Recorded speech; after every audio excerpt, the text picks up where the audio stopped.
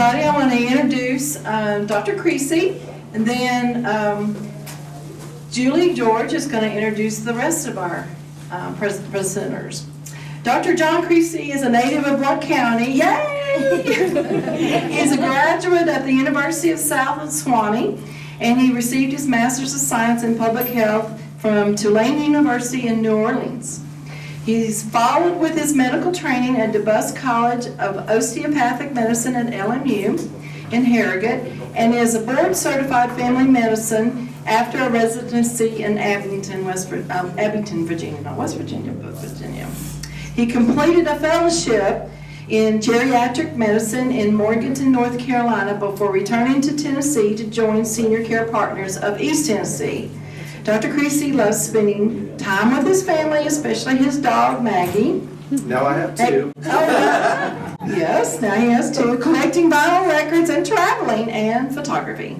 Our county is so proud to have our hometown geriatrician back home and serving in our community, and he will be our first speaker. And then let's let Miss Julie George with Prisma Health, Blount Memorial Hospital, Home Health. That's it. And hospice. That's great. You did great, Teresa. Thank you so much. It is a lot. My name is Julie George, and I am the community liaison for Blount Memorial Home Services, and I'm so glad to welcome all of you to this great program. We have offered this program on normal aging versus dementia for several years, and it's always very well attended. And I think a good reason for that is a lot of folks just want to know, is what I'm experiencing or is a loved one experiencing, is this something to be expected? What does dementia mean, and what can we do about it?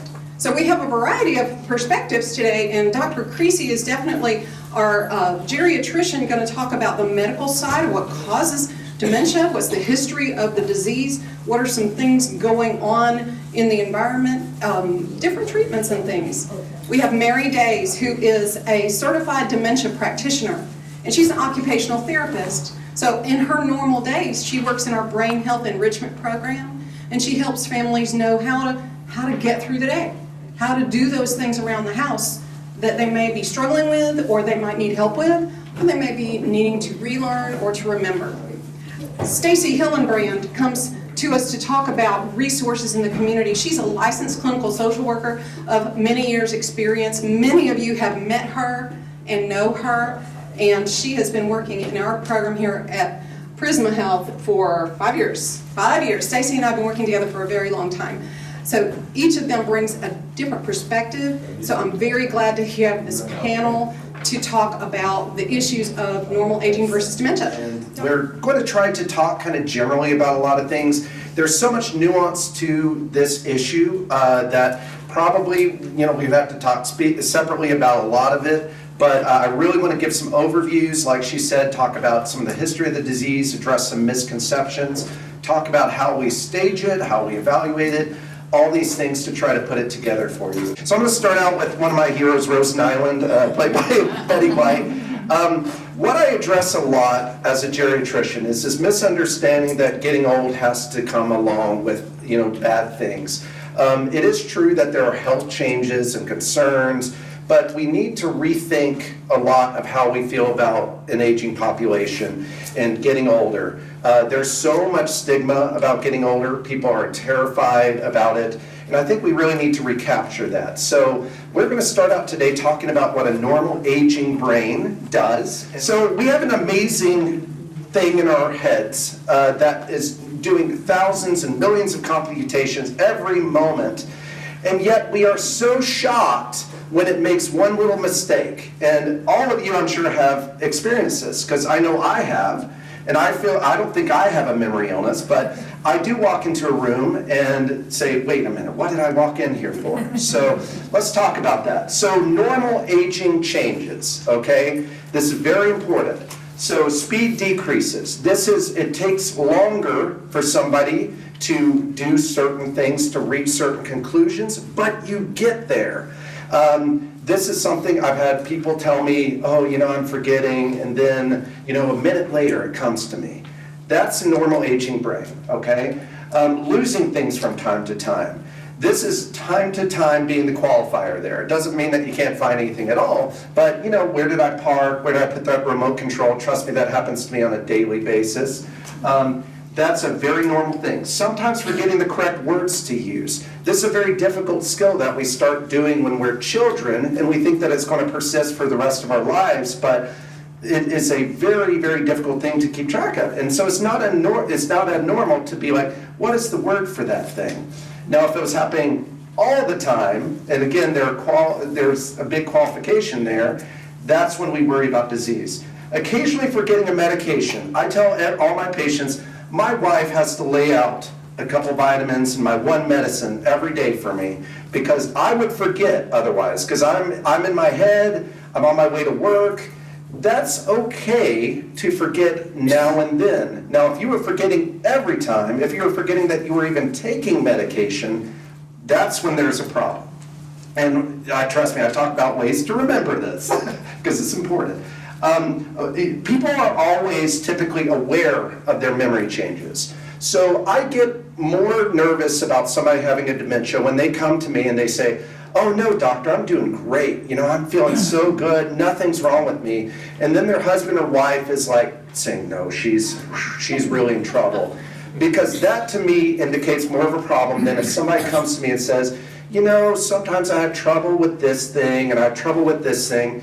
And what are they demonstrating there? They're demonstrating that they can remember that they're having the problem, which in itself is, again, a sign that they might be, normal.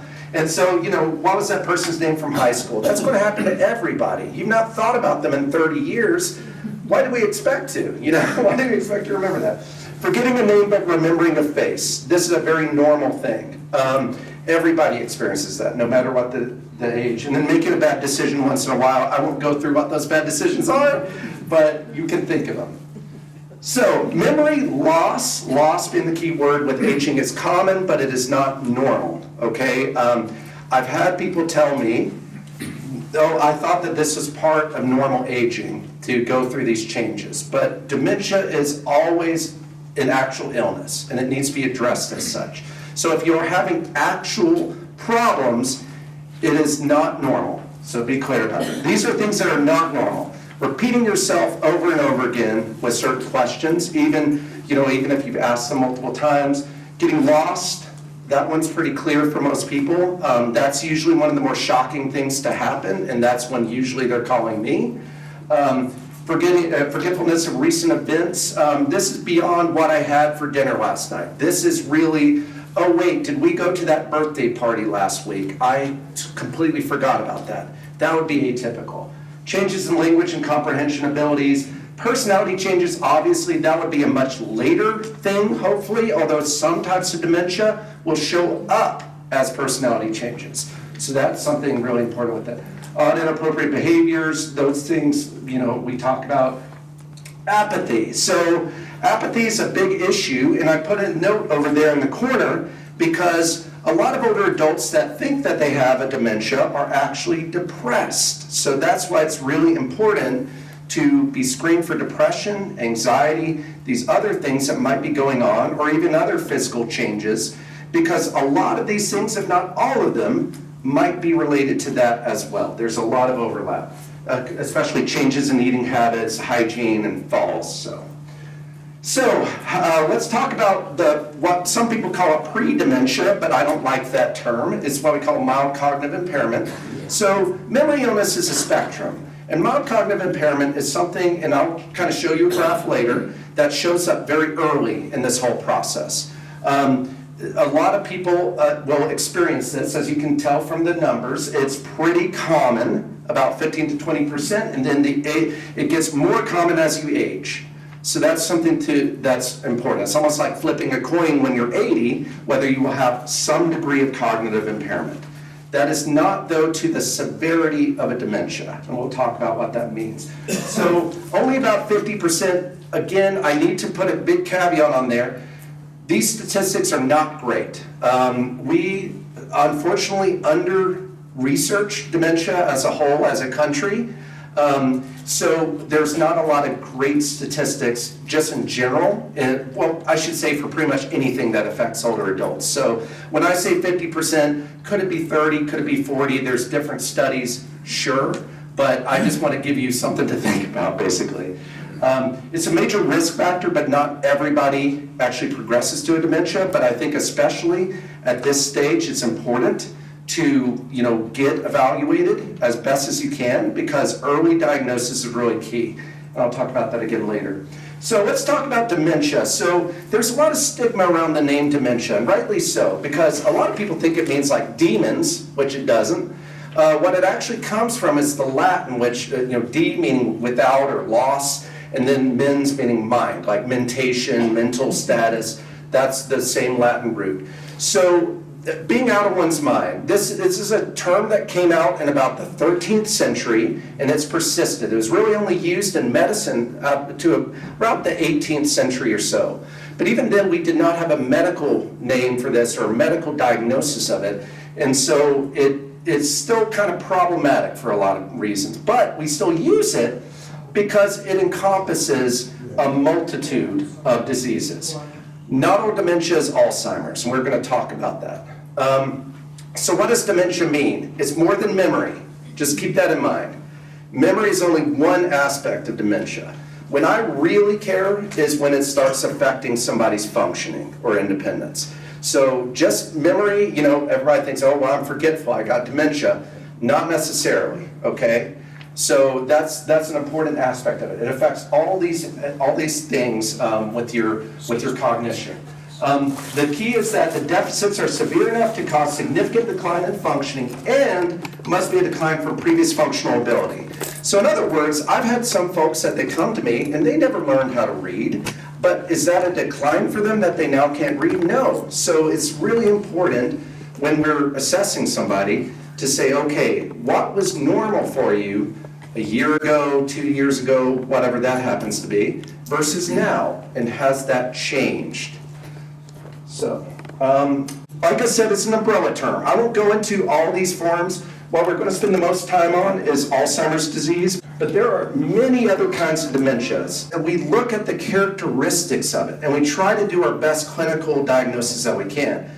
Are we always right? No. And sometimes I'll say, could be Alzheimer's, could be vascular dementia. We're not exactly sure. The key is that we try to do our best so that we can get them into the right treatment path, so that we can give the families the right information, and we can go from there, basically, because that's important. So, I know these percentages are different from the previous slide. This is actually from Dr. James previously. I just wanted to demonstrate how much the percentages vary. And that's again because we don't have great studies to really support this. So 40 to 80% is a huge difference. But again, there's a lot of people that are misdiagnosed as Alzheimer's when they might have another form of dementia. So that's just an important thing. The big key from this is just remember that there's many types of dementias, okay? All right, so let's talk about the big one. Let's talk about Alzheimer's disease, because I know this is the one that gets the funding, this is the one that gets the treatments, this is what we're focused on, because it has been in many ways the most studied of all the types of dementia. So I'm going to go through the history of it, but this is kind of the definition here.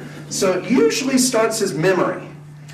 This is the typical thing that most people experience, where, the memory started going, and then, guess what? They started getting lost in another cognitive domain. If you only have memory loss, technically that's not really a dementia. You've got to have 2 or more cognitive domains affected.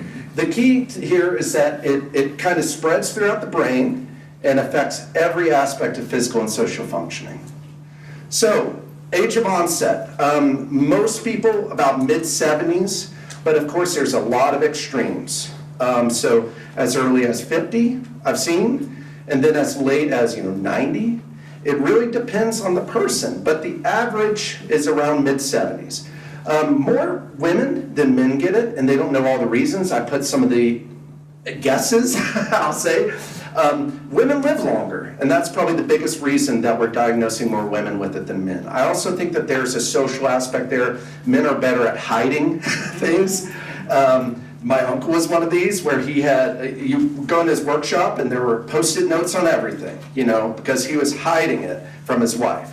But was he really sick? Yes, he was. And so I think it delayed his diagnosis. This duration scares a lot of people. 4 to 10 years with an average of 6.9. That number changes so greatly. I always give the example of my grandmother. She lived 15 years from diagnosis until death. My uncle that I mentioned, he's about 3 years in and he's already in a VA facility. He's already very advanced. So it varies even within my own family. So don't get scared that, this is definitely going to happen to you. The key again is early treatment, early detection, getting good services in place, having good quality of life. So, all right, so I'm sure you've all probably heard this from somebody who has dementia, and there's a reason why, because this is not coming out of the blue. This is something that's been going on, and I'm going to share why. But you've probably heard all these statements coming from your loved one before. So let's talk about the history of dementia. So Alzheimer's is named after Dr. Alzheimer, who was a German physician in the late 19th, early 20th century. The first patient ever diagnosed was this lady here. Her name is Augusta Dieter. Saddest case probably in dementia history. So she was 51 and apparently became extremely paranoid about her husband cheating on her and did all this other stuff. She ended up in a sanitarium, which was all that they had back then. And Dr. Alzheimer was like, this doesn't really seem to line up with any existing mental illness. Of course, he didn't really know what was going on, but he knew that something kind of wasn't exactly the same as everybody else. So she had a really sad progression. She spent about 5 years in the sanitarium and ultimately died from what would now be a preventable thing, which she got sepsis from a giant bed sore. Hopefully that would not happen these days, but she passed away at 56 years old. So if you notice, the first patient was not a 90-year-old or a 70-year-old because they thought this was normal aging back then. It had to be a 50-year-old with all these things going on. But it led to him then getting, basically, you got to bear with me. They took her brain and they sent it to him, and he looked at it microscopically, and that's how he established the cellular basis of what we now know is probably causing Alzheimer's. And notice I say probably because it's still a hypothesis, but he first kind of came up with the amyloid idea and the idea of neurofibrillary tangles. So let's talk about that real quick. So I'm not going to get into the pathology. I'm not going to put you all to sleep. But the idea of what causes an Alzheimer's disease is the idea that these proteins are miscut. So we have these enzymes that are breaking down proteins around our brain. And specifically this beta amyloid type is miscut, and then it folds in a way that causes these little tangles and plaques to form. And that you can imagine kind of like gumming up the works. So if you could look microscopically at your loved one's brain with an Alzheimer's disease, you would see that there's all this protein that's kind of deposited on there, and it leads to cell death. So this is a very unhealthy brain tissue right here. This is brain tissue that has lost all of its connections, okay? And thankfully, we are amazingly made, and we have an amazing brain. So even with 10% or 20% of these connections, we can still be alive. But is that person going to be themselves? No, they're not. So that's an important thing to understand. There's another hypothesis about neurofibrillary tangles. The idea is that these little proteins kind of attack some of these neuronal sheaths, and then it leads to cell death. So that's all you need to know about it. So you've probably seen this before. It's always a pretty alarming image. You see a normal healthy brain, all this healthy white matter, and then you see all this, which is atrophy. You see loss of the white matter. If you could look through the eyes of your loved one and see their brain, you would probably see a lot of this. And I think that that's important to realize, because it's so hard in that moment to not blame them when they're yelling at you or they're completely out of it. But if you could look at what their brain is experiencing, it might give you a little bit more understanding of how hard they're working. So I just wanted to say that there. So progression of dementia is important. I already talked about, this is the mild cognitive impairment zone. This is about, they think about 10 years, but then you get to these stages of dementia. And so just understand that it is a chronic, progressive, and unfortunately incurable illness. I hope that will change, but we'll have to wait and see. So one other thing I want to point out is there is a preclinical stage, and this is where we're really excited about hopefully future developments with medicines. Because if we could get somebody at like 50 years old that already has some of these things developing, and we can stop it, then maybe we can help them live longer and better. All right, I'm not going to get into the staging, but it's important to understand that there are different stages, and they are functional stages. So this is important because this is how hospice actually qualifies somebody for services, but it's also things that the occupational folks do, the speech therapy folks are looking at. These are things that all are important to get properly staged, because a lot of people don't realize that where their loved one is might still be in the mild dementia, but it's not necessarily mild by any means. So let's talk about that. First, I wanted to demonstrate, it's good to have a visual example. I'm sure all of you at your Medicare wellness visits have drawn a clock. So this is an example of kind of the different stages that we can see.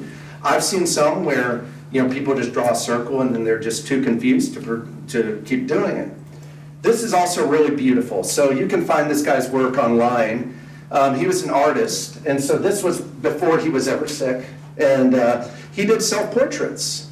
And you get to see, as he progresses through the illness, how his skill deteriorates. This last one, which was called Head 1, that's the name of that work, was one of the last works that he was able to do, and he died 2 years after that. So you get to see kind of as he progresses how those visual parts of his brain are deteriorating there. So, I'm not going to go into the details.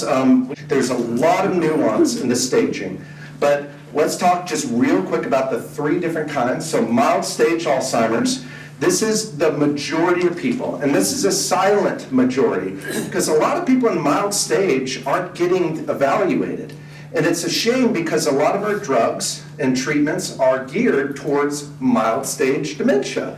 The newer anti-amyloid medications, you can only get if you're mild stage dementia. If you're moderate, it's too late, unfortunately. And it breaks my heart when somebody comes to me, especially at a very young age, and they're already in this moderate stage. I mean, we have so fewer things that we can do. So I'll let you read it. A lot of these things probably sound familiar, though, when you look at them. And we can talk about that in more detail. So moderate. Moderate is really where it hits the fan, so to speak, for people. I wanted to mention that burnt out, because this is something that I've noticed a lot with my patients.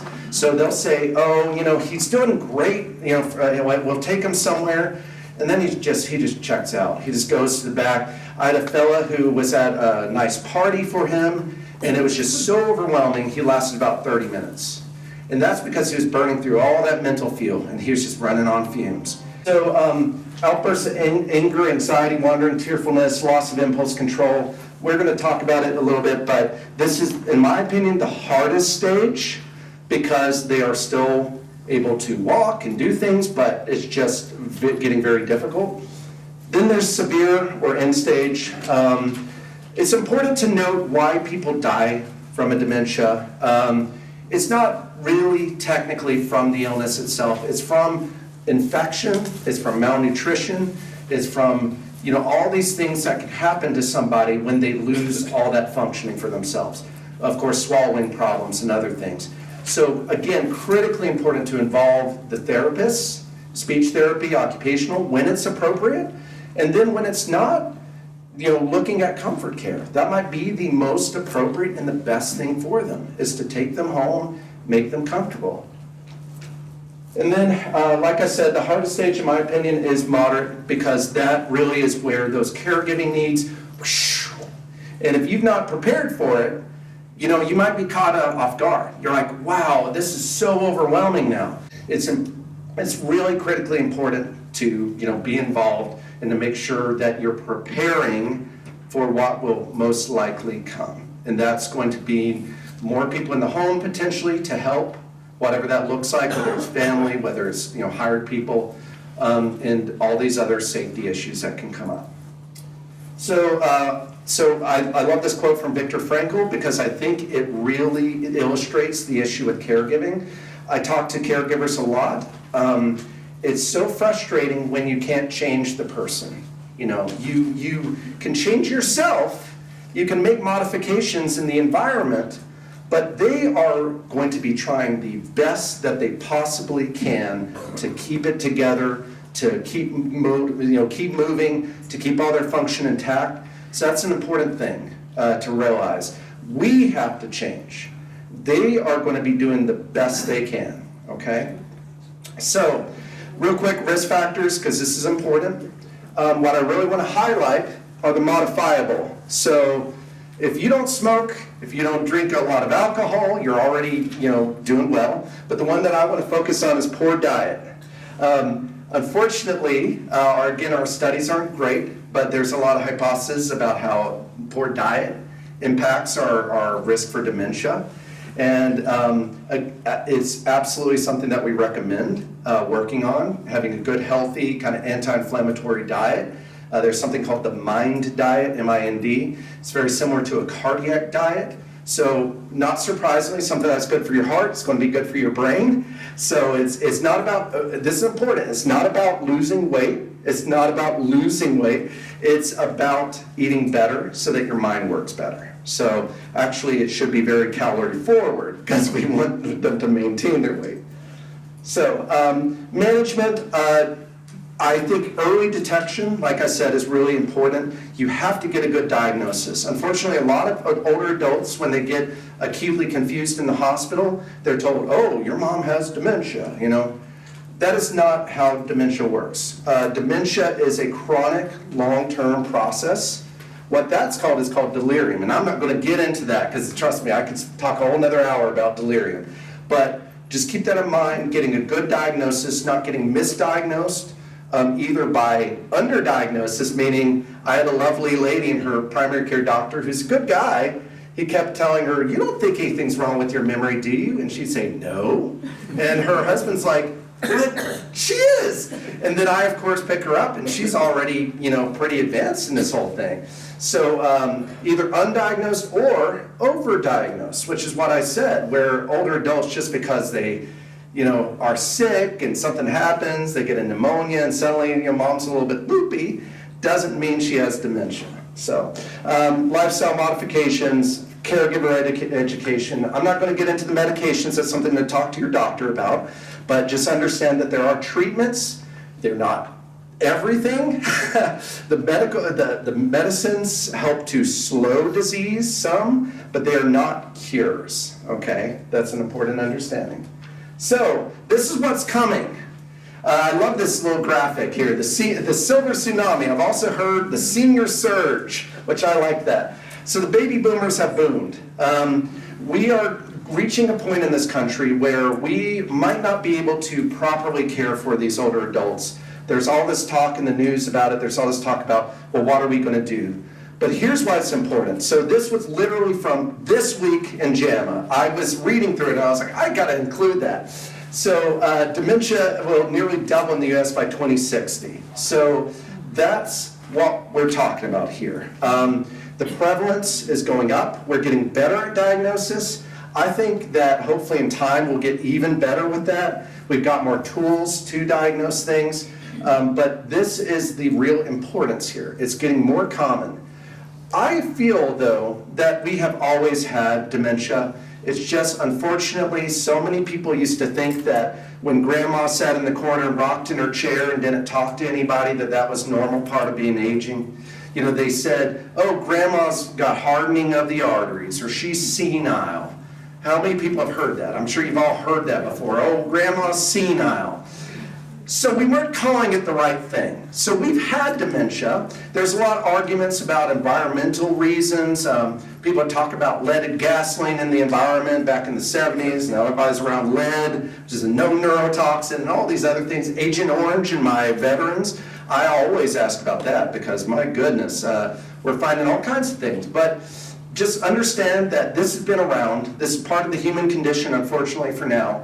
I hope in the future we will get a cure, but we aren't there yet. So I also wanted to share, so I've already mentioned my uncle and my grandmother, but my Aunt Elsie was my godmother.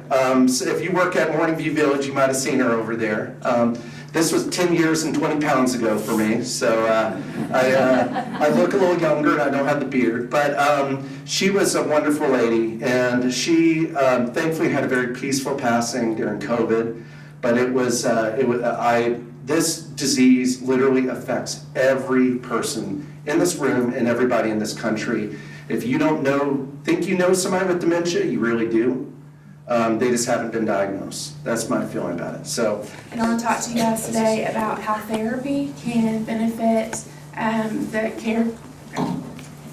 therapy can benefit the caregivers while they're caring for their loved ones, as well as how it can impact the lives of patients who have dementia. The first part, so this is reversible factors that impact cognitive function. And so normal pressure, hydrocephalus, infection, alcohol, thyroid disease, depression and cancer, uncontrolled diabetes and uncontrolled blood pressure. So those things that are in our control and some that are not. So I'm going to skip ahead just a little bit to what's normal and what's not normal, looking at some of the symptoms of dementia. Before I do that, I wanted to mention just about that therapy is beneficial. Speech therapy a lot of times focuses on communication strategies for patients and different alternatives like using pictures, but then also communication of caregivers with the individual that they're help caring for. Physical therapy works on mobilizing, being able to find the safest way so that caregivers can assist those individuals and help to prevent falls. And then occupational therapy, we want to help maximize the performance and participation of people with their self-care and doing that as safely as possible. And so a lot of times we're doing that through modifying the activity or simplifying the activity. And so now we'll talk about some of the symptoms, and so what I'll do is I'll talk about maybe something, give you an example of what's normal part of aging, and then something that would be abnormal, and then give you just a little bit of information, maybe what therapy could do to help with that type of symptom. And so the first one would be the short-term memory loss. So if you forget a small detail, so let's say you had a phone conversation with a friend and they asked you to meet them at the mall in front of the cookie factory at 2 o'clock with some photo albums of your grandbabies. And you show up on time, but you forgot the photo album. That could be a normal part of aging.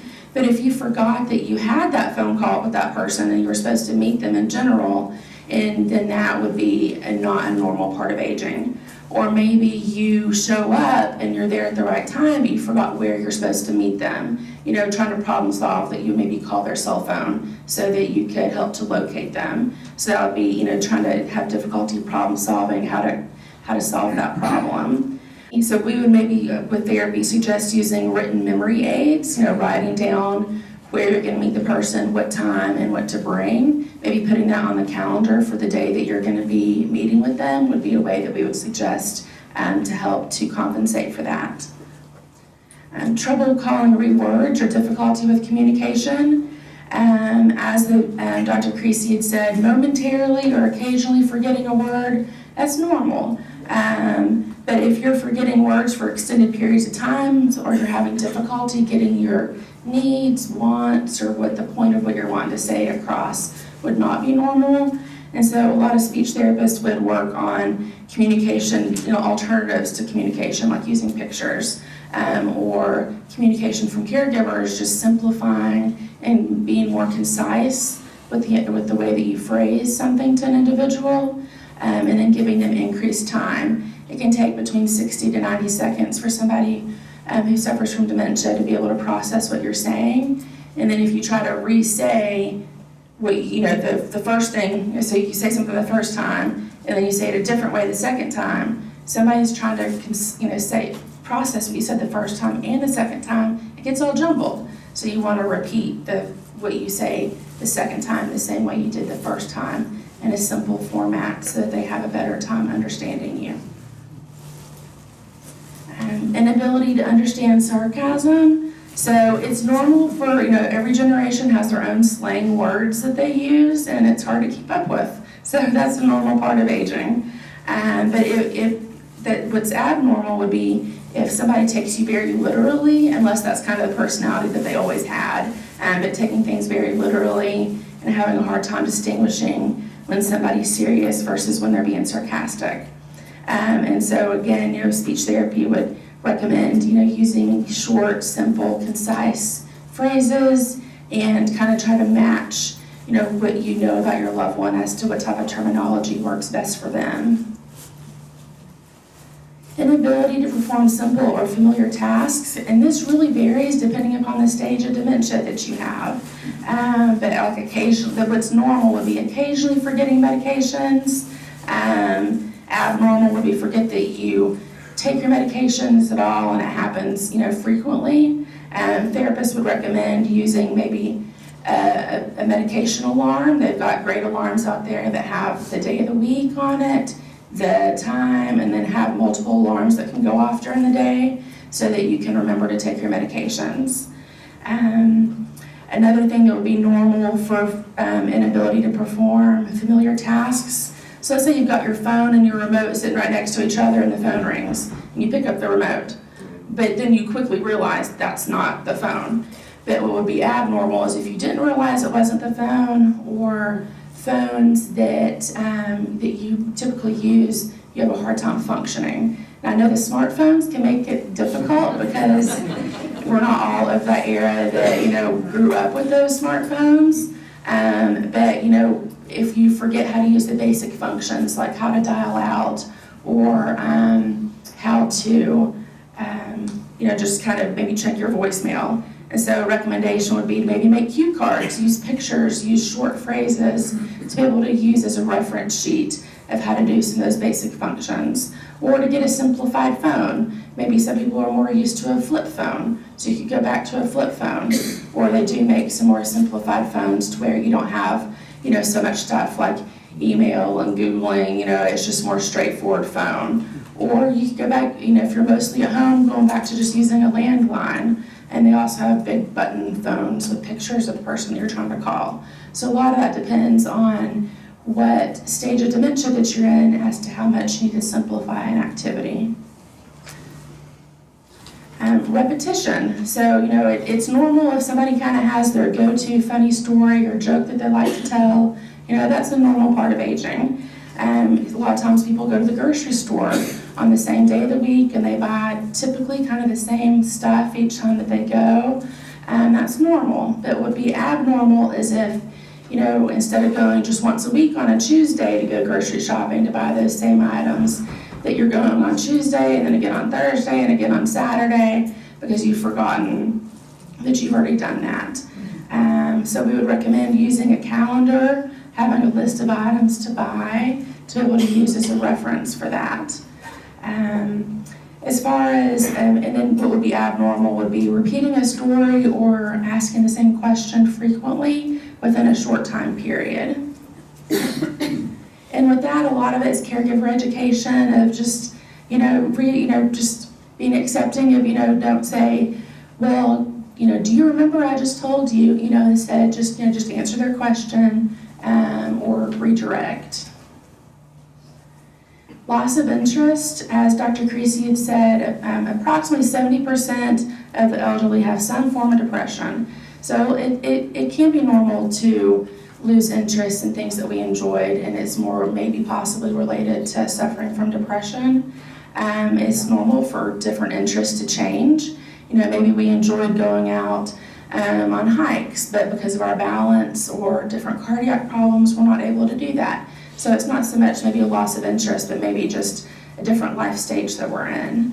But what's abnormal would be refusing basic self-care. You no longer have interest in maintaining your hygiene.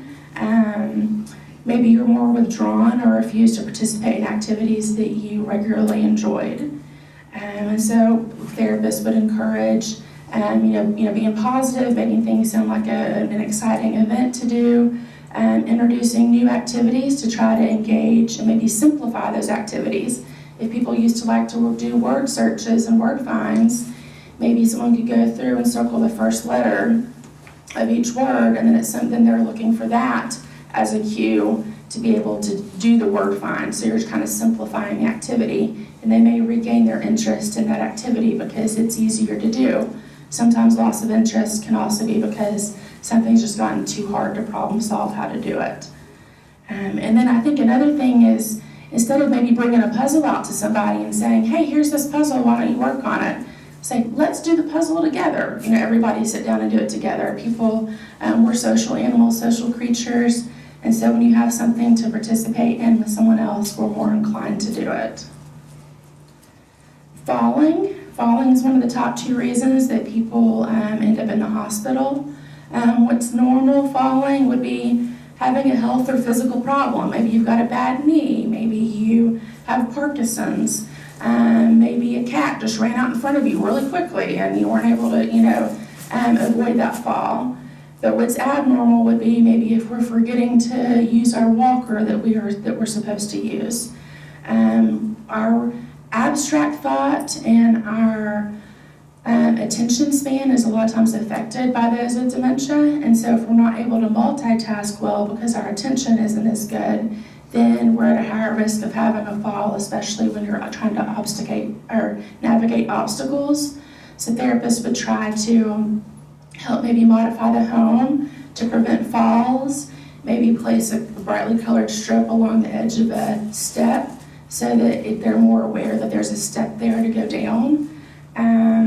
And then maybe the walker location. A lot of times people have their recliner, their special spot they sit in front of the TV, and let's say that there's a wall here, the TV's here, and then the kitchen and everything else is over here.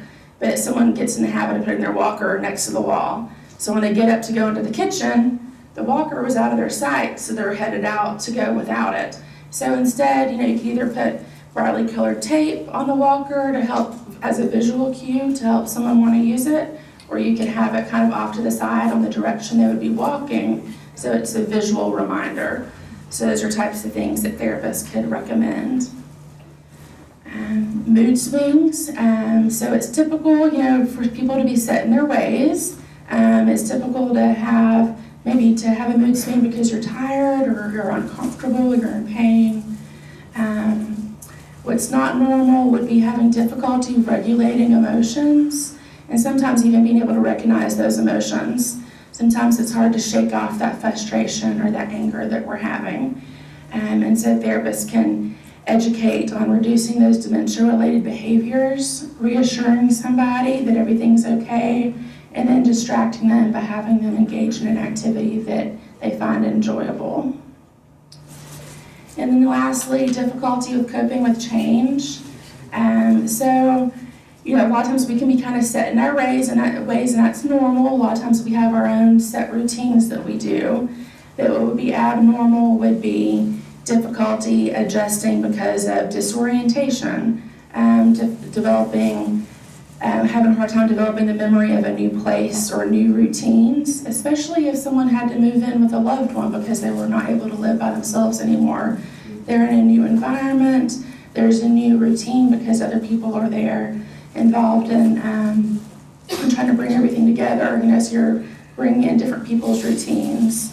And so a new situation is oftentimes confusing for an individual. Also having a difficult time accepting that we're in a stage of life where maybe that we need to have more assistance. So that can be difficult for us to go from being independent adults to then needing more assistance from other people.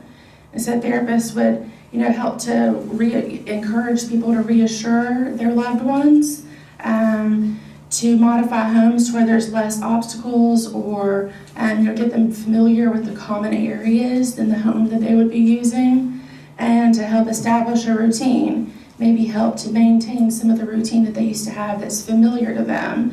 Because we all, let's say we get up in the morning, we're getting ready for our day, we brush our teeth, put our deodorant on, there's a kind of a certain order that we all go in, and if we get out of that order, then we can disrupt the rest of that routine. So as much as we can follow a routine, not the same exact thing every single day, but certain tasks to be routine can help us to be able to successfully complete that.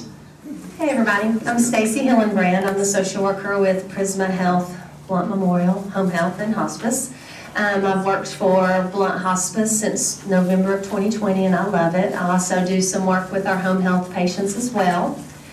And a lot of what I do is go into the homes and help people with caregiver stress and help them with resources, just to kind of help them with what they're going through with their loved one. So 1 out of 3 adults are going to be a caregiver at some point for their loved ones, and of course that can be very rewarding. It's very honoring to love and care for our loved ones, but with that does come a great deal of stress.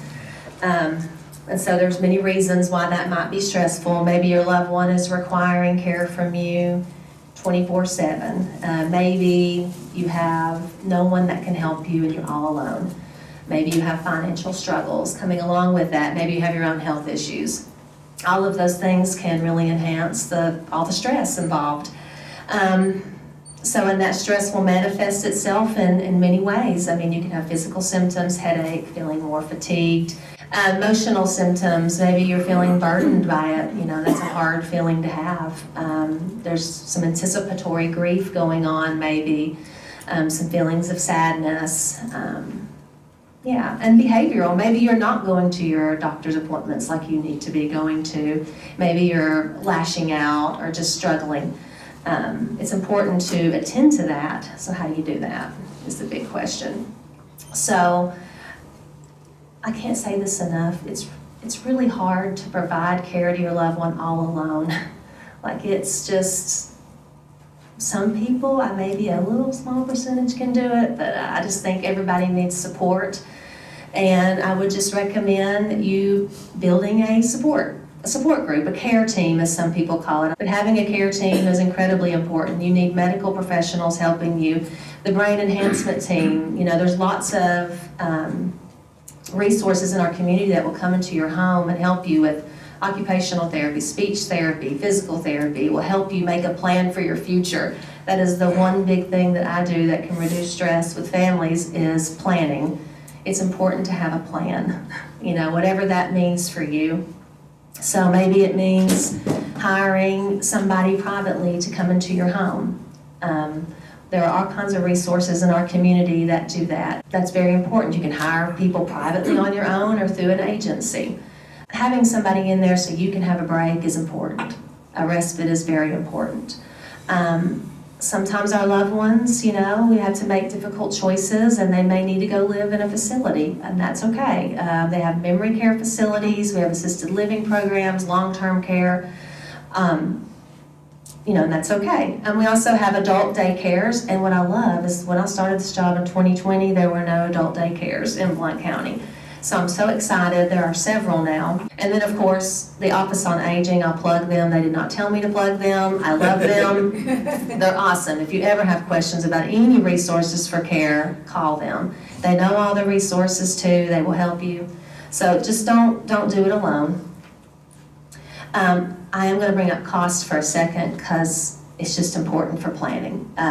A lot of people do not realize, and maybe you do in here, maybe most of you realize, that care in the home, living in a nursing facility, memory care, assisted living, it is all private pay. Your Medicare insurance will not cover it. The only insurance that's going to cover long-term care is Medicaid. So I just want to say that because a lot of people have some misconceptions about that, and if you're going to plan for your future, you absolutely need to know that there's going to be a cost that comes with paying for long-term care, and that's the reality. And another thing I want to talk about is our veterans. I see a couple with hats. Thank you for your service. I really appreciate that. There was a time I went to work for the VA in 2023 when I didn't think I wanted to do hospice anymore. Lasted about 6 weeks. Loved the VA. Nothing bad about them. They were great to me, but my heart called me back to do hospice. But I learned a whole lot. And if you are a veteran and you are not VA healthcare enrolled, please get VA healthcare enrolled. You are entitled to benefits for your health, and let me tell you, they're awesome. The VA will pay, if you have a loved one that's a veteran too, keep that in mind if you're caring for a veteran. You know, that can get complicated, but they will pay for caregivers to come in your home a certain amount of hours. Kind of talked about private pay. And you're ranging from, if you were to hire a caregiving agency today and purchase care and have someone come into your home, you're looking at about $32 an hour. I just throwing that out there so you know, help you to plan. And then as far as if you want your loved one to live in a nursing home, you're looking at about $300 a day. So most normal people honestly can't afford that, or maybe they didn't plan, and all these things happen in life, no judgment. There is programs, one is Choices Medicaid, and the Office on Aging can help you get that assistance, ETHRA. There are lots of organizations that will assist you, and we won't get into the nitty-gritty of that, because this all could honestly be a whole training session in and of itself, the resources and planning. But that's what I've got today. Thank you for your time.